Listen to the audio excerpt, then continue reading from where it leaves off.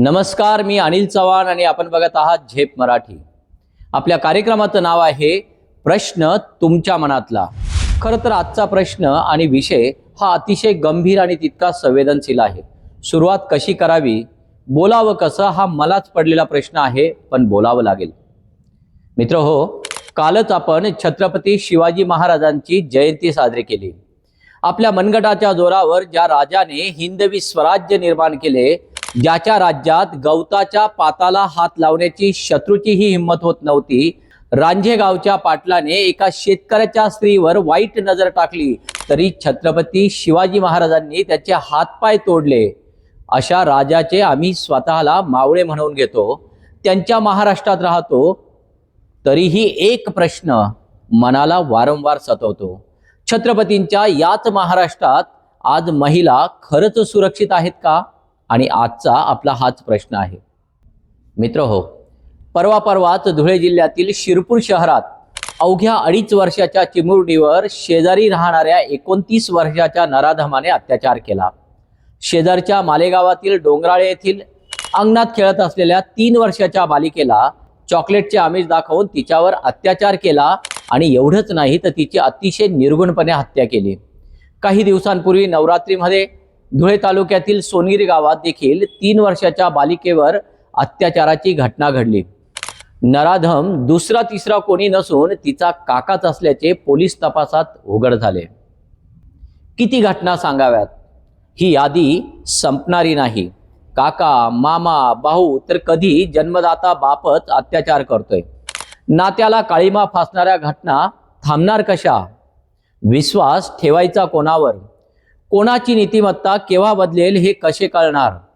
या महाराष्ट्रात बालिका, मुली, तरुणी, महिला यांच्यावर अत्याचाराच्या घटना दिवसेंदिवस वाढत आहेत।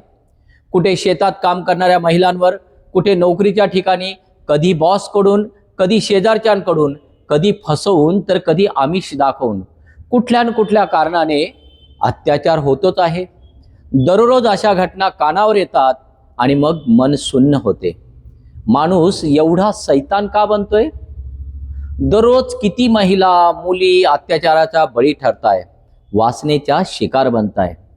आम्ही कितीही सुधारलो, पुढारलो, आधुनिक झालो असे म्हणत असलो तरीही अजून देखील आमची समाज व्यवस्था पाहिजे तेवढी पुढारलेली नाही।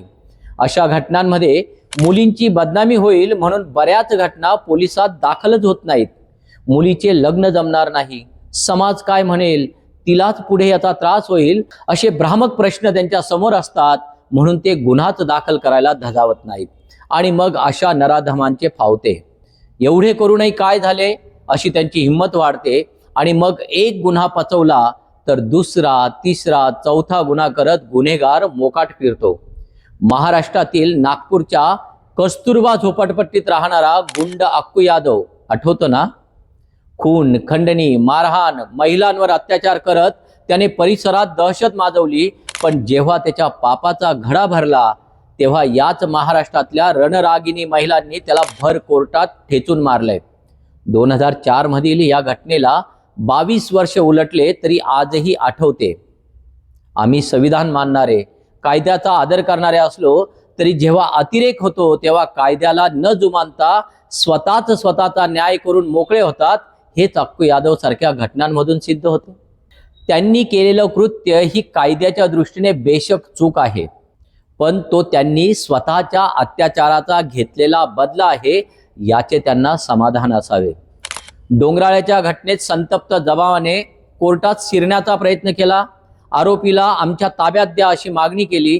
त्या दिवशी मालेगावच्या कोर्टात पुन्हा नागपूरच्या अक्कू यादव घटनेची पुनरावृत्ती घडली असती, परंतु सावध पोलिसांनी योग्य भूमिका घेतली आणि पुढील अनर्थ टळला। अत्याचाराच्या अशा घटना बघून संताप होणे स्वाभाविक आहे। नराधमांना जागेवरच ठार करून सळसळणारं रक्त शांत करावे असं वाटणंही आपण समजू शकतो, पण आम्हाला कायदा हातात घ्यायचा नाही। आता तर महिलांवर अत्याचार वाढतच चाललेत, पोलिसात गुन्हेही दाखल होतात।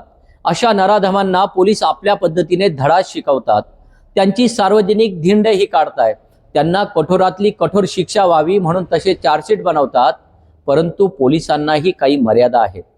कायदा मोडणे जेवढे सोपे आहे तेवढा कायदा पाळणे अवघड, हे कटू सत्य आहे. याचा अर्थ कायदा मोडा असं आपल्याला अजिबात म्हणायचं नाही, पण वासनांध नराधमांना सोडायचंही नाही.